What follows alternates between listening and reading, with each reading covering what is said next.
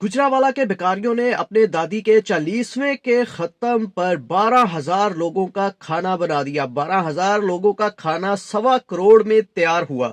अब उन्होंने क्या किया है जी, उनका कहना है कि हमने सुबह टाइम जितने भी हमारे मेहमान थे पूरे पाकिस्तान से आए थे, उन्होंने कहा कि 12,000 लोगों का खाना तैयार किया गया। सुबह के टाइम सबको सिरी पाए खिलाए गए और फिर उन्होंने कहा कि दोपहर का जो खाना था वो हमने दिया है। मुरब्बे दिए हैं जिसमें मुख्तलिफ सेब का और जो भी मशहूर मुरब्बा जात हैं वो सब उन्होंने उनको पेश किए। और उसके बाद उन्होंने 60 मन बकरे का गोश्त बनाया, 60 मन बकरे का गोश्त बनाया और उन्होंने अपने मेहमानों को बकरे का गोश्त खिलाया। उनका कहना था कि हमारा 1.25 करोड़ इस पे खर्चा आया है।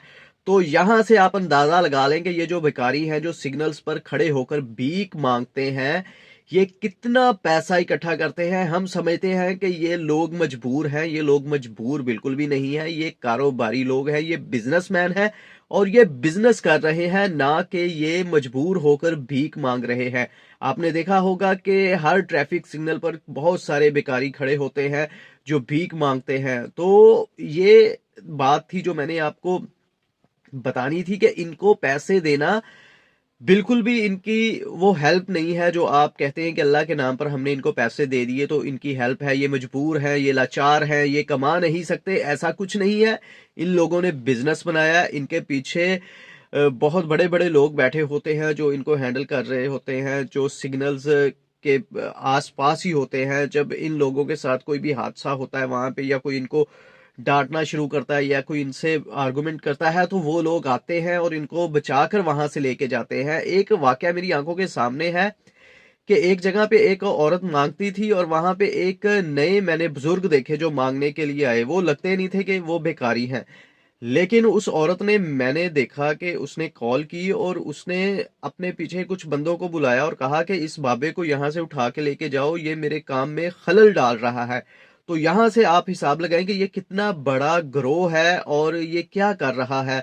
अब आप देखें कि 1.25 करोड़ रुपए का उन्होंने खाना सिर्फ चलीसमे पे बनाया। यहाँ पे कोई भी बंदा इतना बड़ा इंतजाम नहीं करता जितना उन्होंने सिर्फ एक चलीसमे पे कर दिया। तो आप सोचें कि इनकी शादियों का क्या आलम होगा। मेरे शहर फैसलाबाद में एक बार इनकी शादी हुई थी, इन्होंने इतना पैसा फेंका और मोबाइल फोन भी फेंके शादी पे लोगों को, जो लोग वहां पे पैसे लेने के लिए आते हैं, पकड़ने आते हैं।